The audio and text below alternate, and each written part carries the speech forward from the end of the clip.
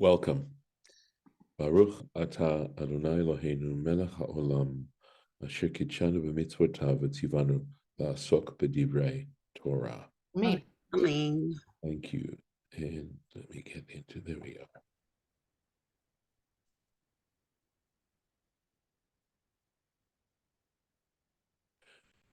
We are in the midst of the Ten Commandments at this particular point.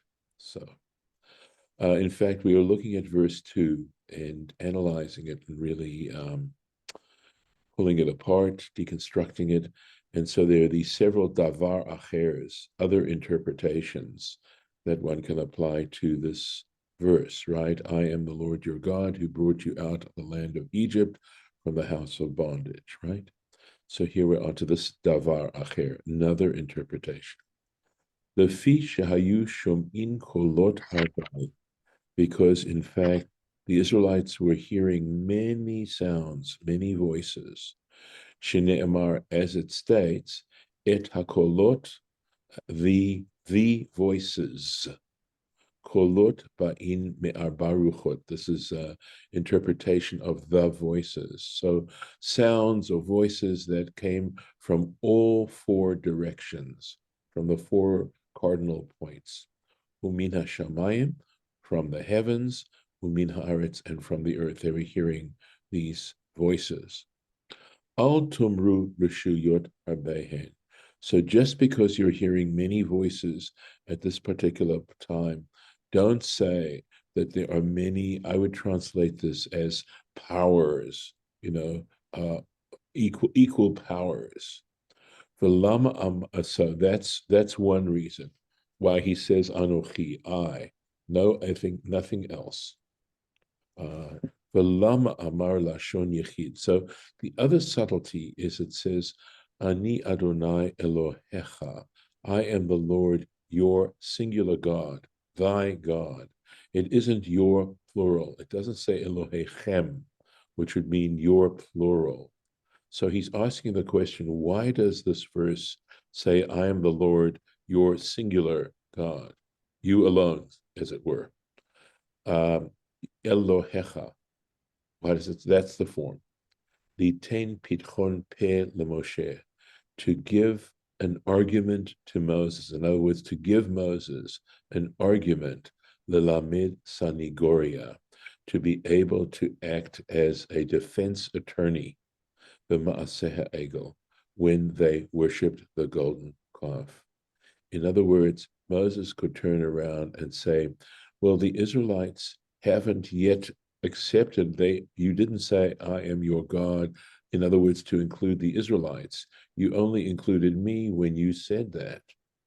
So if they are worshiping another God, you can't hold them completely liable for that because the first commandment put it in the singular.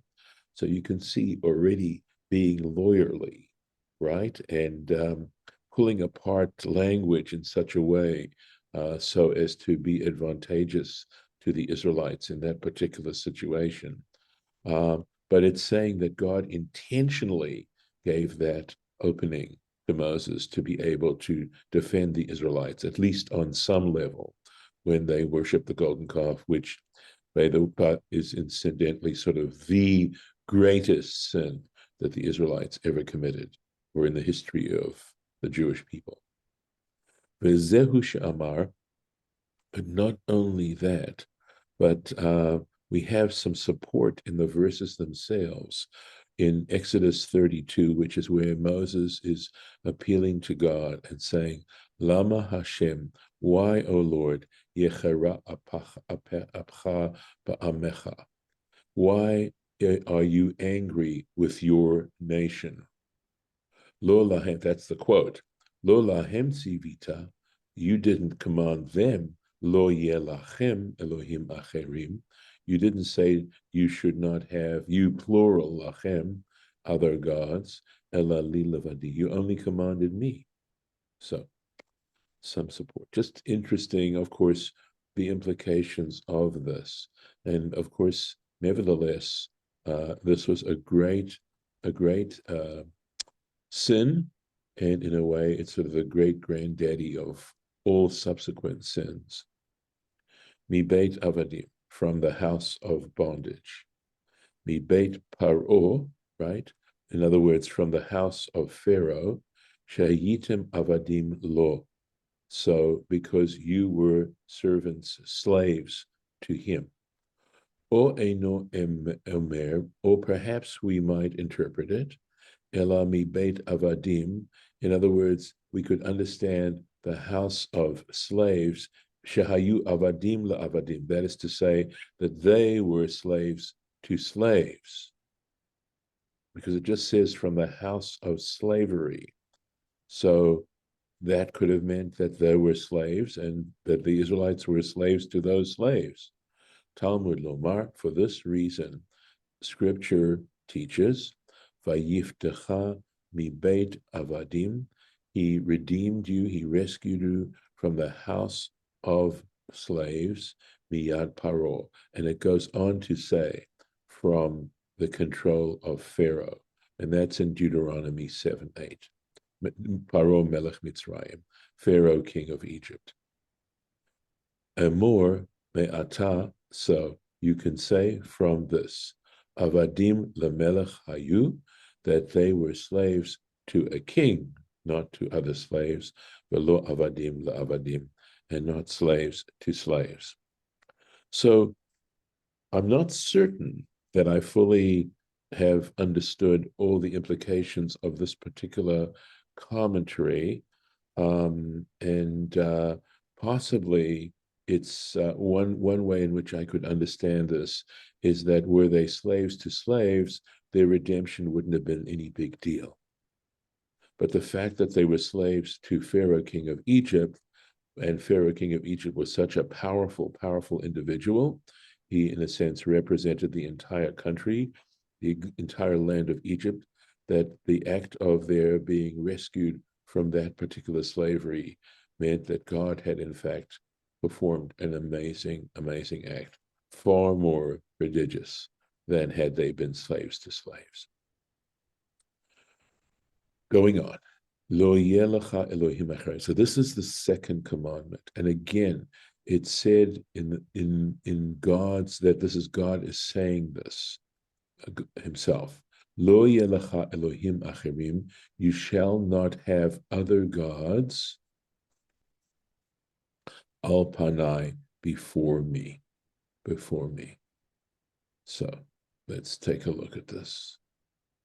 And I think this is actually maybe part of the first commandment. Lo yelecha, you shall not have. Lama ne'emar. So why is this stated? The fi shene'emar lo ta'aseh lecha, because it says you shall not make for yourselves. Ein li ela shelo yaseh, shelo yaseh. From this, we could infer, if we were taking a very strict interpretation of this, that they themselves shouldn't fabricate idols. In other words, they shouldn't make them. Ha'asui or ha'asui kvar, but what about worshiping idols themselves that were already made? Not that they had made those idols literally, but they had these idols that had been made already, and they were worshiping them. How do we know that that's forbidden? Minayin. From where do we get that? Shelo yikayim, and that they should not allow them to remain in existence.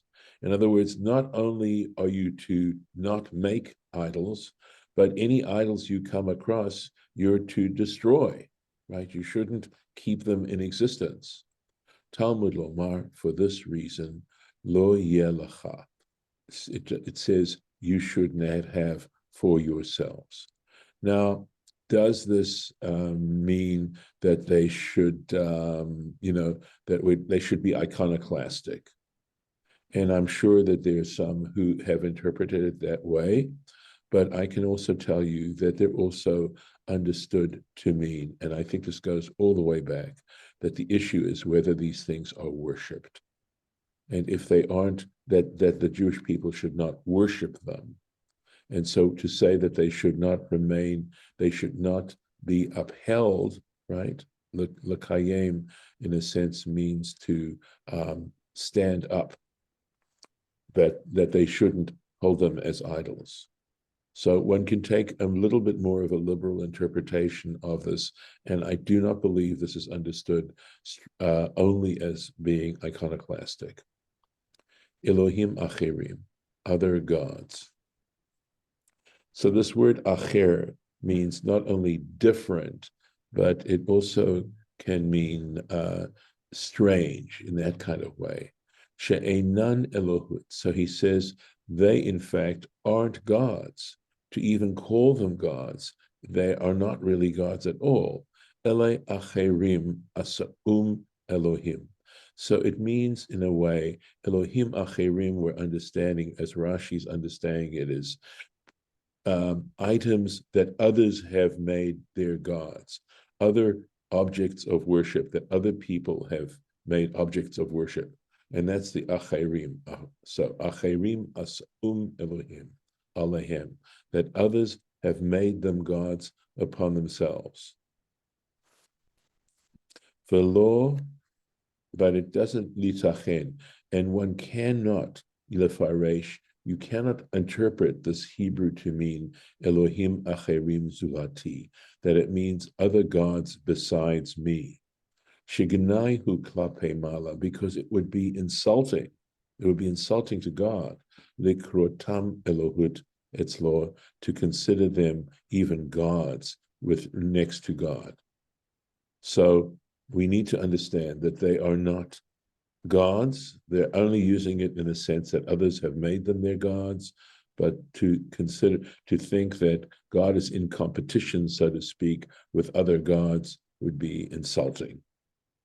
Davar acher, so we have another interpretation. Elohim acherim, of this word Elohim acherim, other gods. Shehem acherim le'ovdehem, that they are strangers to those who worship them, that they really don't respond, that there's no real relationship there at all. So akim alehem, people cry out to these gods, ve'enan onin otam. They don't, these gods do not, quote, these gods do not, or these objects of worship do not respond to them. Ve'domeh, and it appears, ki'ilu hu acher, and it appears as if he's something else, okay, or this person is somewhere, something else, she'enu makirom olam, because he never recognizes them. So it could be that what we're saying here is that from, quote, the God, if you even want to call it that, right? That's the object of worship's point of view. It is a stranger. This treats their worshipers as strangers. Yes, Lisa. Okay, so is this just, I've missed a few days. So is this just within the Jewish people, or does it mean people that are being encountered also along the way? Because Yes, I know that many people have used some of this to destroy others' items of devotion. right. So yeah, thank you. That's my whole question. Right. So this was what I was dealing with when I was trying to deal with the iconoclasm. Okay. So I think my understanding is that, of course, there's a hope, and this is what we're saying in the Aleinu, that ultimately all humanity will recognize the one true source of everything and the one true God. Um, it it doesn't, this prohibition against idolatry is to the Jewish people specifically, that as descendants of Abraham, the patriarchs and matriarchs, we and this whole tradition, we're held more responsible, and specifically because, as this starts off, God brought us out of the land of Egypt, out of the house of bondage. In other words, there's a special relationship that the Jewish people have to Hashem because of that act of bringing them out of Egypt. And because they were slaves to Pharaoh, and had not God brought them out of slavery to Pharaoh, they would still be slaves to Pharaoh. And so what happens is that God, by redeeming the Jewish people in the truest sense of that word, God has has in a sense legal and legitimate hold on our loyalty. Okay, my question actually was just very simple, Mhm, um, whether it meant other people that were not Jewish, mhm, and if the Jewish person came across their items of devotion, mhm. would one want to destroy that? That's all I was Right. saying, because I know within the Jewish people our devotion to one God. Mhm, And I also have this perception, I could be wrong, but it's my perception, that everyone has this devotion to one God, and that there are other attributes that they're trying to express themselves and could possibly be misinterpreted by people looking in at them, that they are worshiping another God. And that's just one small little thing. It's not about all people who have idols and worship idols. Okay, thank you. Okay, so the thing is this, I don't think there's an easy answer to that question. I think that there's some who become so zealous that they will destroy any icon anywhere. Okay, I don't see that as being the main thrust of Judaism here. Having said Yeah, that, I this was yeah, I go ahead. wasn't I wasn't saying the main thrust. I was just saying that some folks Yeah, use that. So thank you for affirming that some folks right. do. And it's not mainstream. I wasn't talking about that at all. Thank Understood. And the truth is that to give a really definitive answer, I would probably have to do more research and see, what the tradition has to say about this. thank Having said that, there's also something interesting too, and that is that here the Torah seems to be talking specifically not about idolatry, but about fetishism. And a very great scholar of a previous generation, Yechezkel Kaufman was his name, wrote wrote a major work that basically went into this particular issue. That interestingly enough, the Torah, in speaking of idolatry, really defines it as the worship of like stone images or physical objects. That's the way the Torah seems to understand idolatry, which technically is not idolatry as much as fetishism. Idolatry, I think, is defined more as replacing the one true God with anything else and considering it one's object of worship. And that's not necessarily, a physical thing. But here they talk about, as you'll see, it talks about any of God's creations and worshiping those creations. So there is a distinction between those two things, but the Torah seems to define idolatry as fetishism. So we'll keep going on this, and just with that background, see if you can keep that in mind. So let's take a look here. Next, do a little bit more. Lo ta'aseh lecha fesel. So here it is. I mean, this is how it's the specific injunction, right? You shall not make for yourselves. And the fact that it says for yourselves is interesting, right? You shall not make for yourselves pesel, a statue, v'chol tmuna, and any image, right? Asher b'shamai mimal, which is in the heavens above, v'asher ba'aretz mitachat, and which is on the earth below, v'asher b'mayim mitachat la'aretz, or which is in the water below the earth, below the earth. So we are talking about physical objects. Let's take a look at Rashi. Pesel. So interesting that a pesel essentially is a statue. That's the modern Hebrew word that we would use for pesel. But why Rashi's explaining why it uses this particular term for a statue, al shem shen nifsal. So I think there are two ways to understand this, and I think Rashi may be playing with it.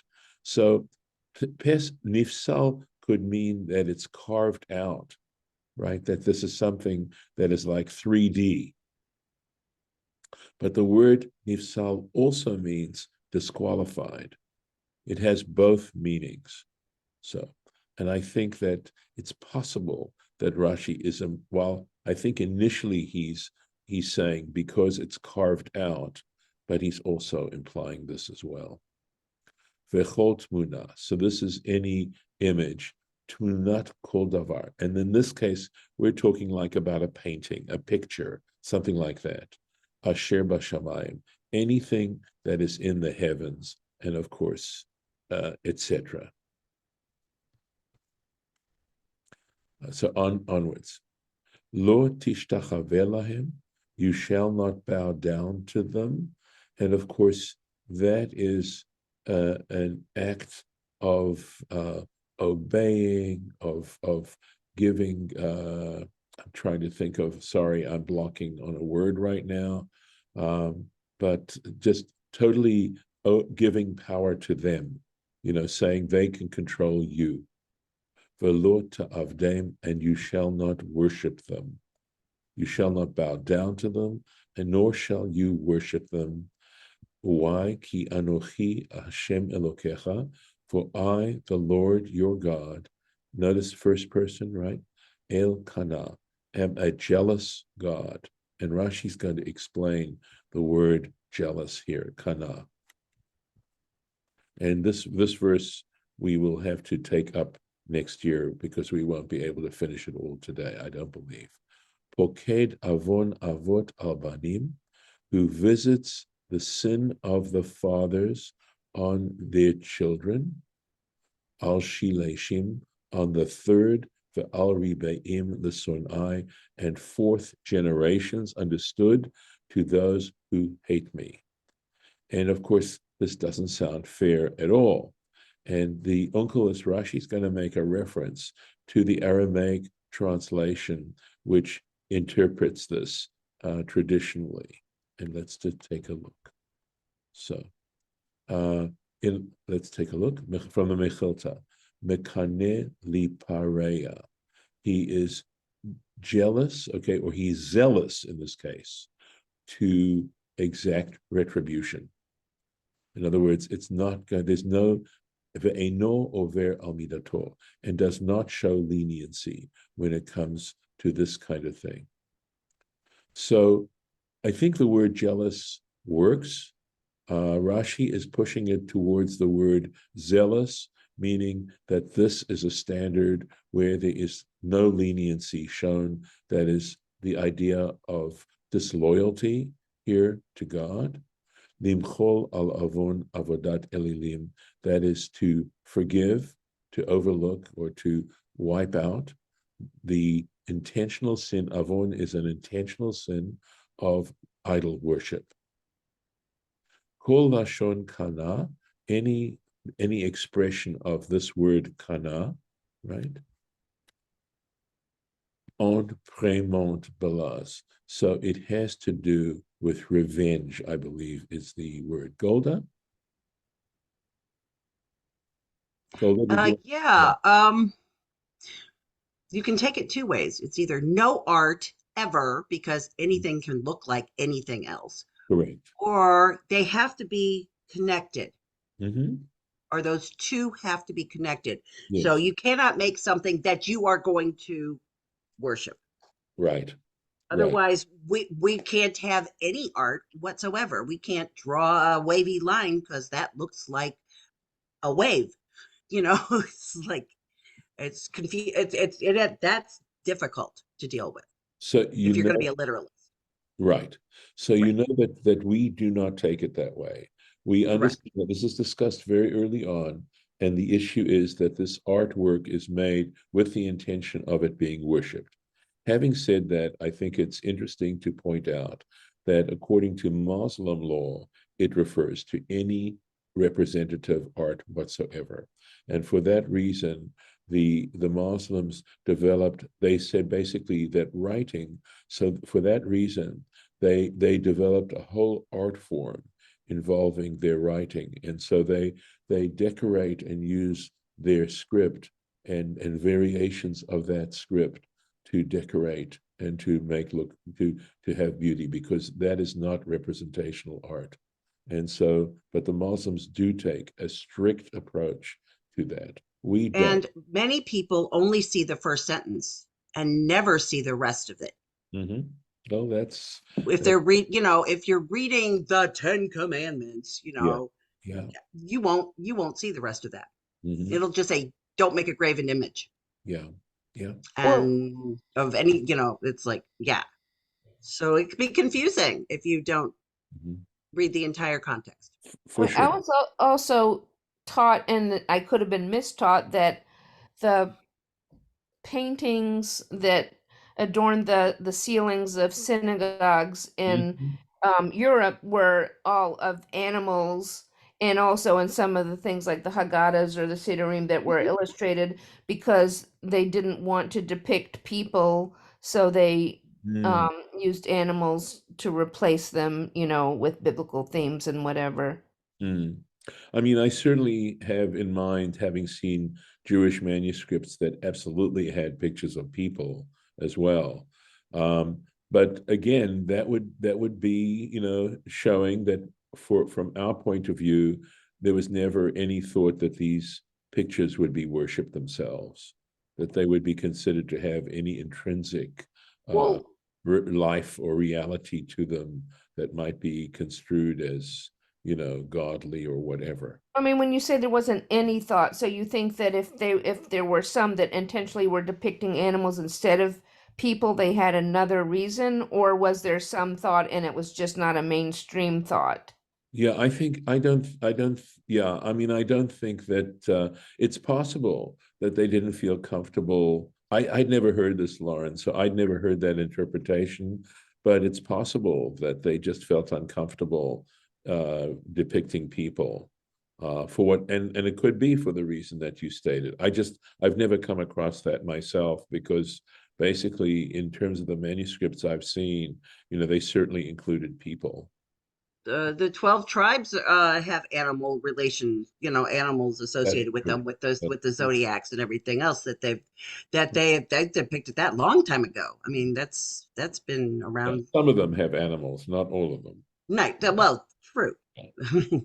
Yeah, yeah, yeah. I mean, the relationship that we have with animals and animal qualities and things like that, yes, that's certainly there. In certainly Jacob's blessings and possibly Moses as well. Let me see if I can get through the next Okay. part. So remember, it said that God exacts punishment for the second and third and fourth generations of those who hate him. So Targumor. So Rashi says this is reflected in the Targum, in the Onkelos here. So if we want to hear, here it is. So he says, L'san I, right? Sounds a lot like the Hebrew, those who hate me. But now he adds, Kad mishalmin benaya lemechete batar avat hon. And that means, Kad means when their children, the offspring, continue to sin off in the same manner as their fathers. So it's understood to mean only if they continue to practice what their fathers were practicing or what their ancestors were practicing. That God, so for example, if we have a father who's an idolater, but the son or the children are not idolaters, God is not going to take the sins of the father and visit them on the subsequent generations. It's only if they continue to act in that way. Here we go. Okay. So he says, Keshe maase avotehem, when they hold fast to the acts of their fathers, be they him in their hand. So it just literally means if they continue to practice in that particular way. So sadly, we're going to have to skip the very next sentence, which is talking about practicing kindness, chesed, right, to 1,000 generations. So we have the punishment to, there's kindness is a proportion of 250 times to the exacting punishment. So that's, but we'll save this for next time with God's help. And I'll mark it here. But isn't that only if they continue in that practice? Because then they'll be on the other side if they don't. Right. It's only another, when we say continue, that it's only right. It still is only the point is, here's the point though, that if you're a second generation and you're practicing what your father practiced, the sins of the father will be visited on you as well. Okay. You will bear that as well, up to the fourth generation. And even after and it's saying that even in the fifth generation, let's say there's 5 generations that are doing it, it never goes back more than 4 or 3, right, to the 3 previous ones. But the idea that we bear responsibility for one another, and how we practice, and we've talked about this before, and that is the notion that that if we take that to heart, it might act as something, give us pause before we start acting in a selfish kind of way. I'm going to stop the share. And it looks like, no, we don't have a minion quite yet. But what I will do is, if anybody wants to go on record, I'm happy to keep it going a little bit. Otherwise, I'll stop the recording. I have a question, Rabbi. Sure, Harlan. I think God is I think God is invisible, and he's possessing a shape that is, I cannot see. I cannot see him, and I'm writing this down in my mind. God has no physical form. He's only limited to human imagination, and that drives us to think of God as a heavenly being with bodily parts. We always think of him because he says we are made in his image, so we have bodily parts, but he's really invisible. He has no parts at all. So And just picture God as a limit. To limit God has not made. I mean, you can't limit God. God is not female. God is not male. God is not young. God is not old. God is not, has no race. God has no skin color. What? I mean, in my mind, all this is okay, but God is invisible still. That's all I know. He has nothing to say. We are made in his image, and therefore I think he's got bodily parts. But other people say he's invisible, and and it says in my mind we must not make an image of God, because we ourselves bear our divine image in this world. And that was what one of the rabbis told me. okay, cool. Don't you dare put God in a box. Okay. We have the minion. Okay. True. We So have let the me- minion. We have 10. I know, it's great. Let me just comment quickly though, because we just dealt with this business of in our image and likeness. And the truth is that if we go back to that particular one, this last little session that we had where we were continuing Bereshit right on Sunday morning, he points out that we're talking about the angels, that when it says in the image, it's in the image of angelic beings. It's not in the image of God per se. And that's part of why God says in our image and speaking in the plural, because in that case, we're talking about humans. Yes, Harlan, I think you're right on. I think that's one of the implications of representing God as a physical item, okay? And what Golda was, also backing is that it's limiting God in some way or another. I think there's another point, and I think Rashi's going to bring this out, and that is These are all things that God has created. And what we're doing is we're substituting a creature for the ultimate, for the ultimate being. There's a verse in Isaiah that says, lift up your eyes and see who created these. And so part of the difficulty and part of the problem is that we're not people who worship idols, at least the way Isaiah is putting it, aren't lifting up their eyes. Meaning, if you are thinking, who do you think gave you that ability to think? In other words, to always recognize that anything that we experience in this world, anything, ultimately comes from a source that transcends it, that is above and beyond, that's lifting up our eyes and being conscious of a transcendent level of reality. So that's part of the problem of just looking at it within this world and not lifting up our eyes, as I say. So I'm going to stop the recording now, and we're going to go say Kaddish de Rabbanan, and I'm very grateful to be able to do this. Thank you all.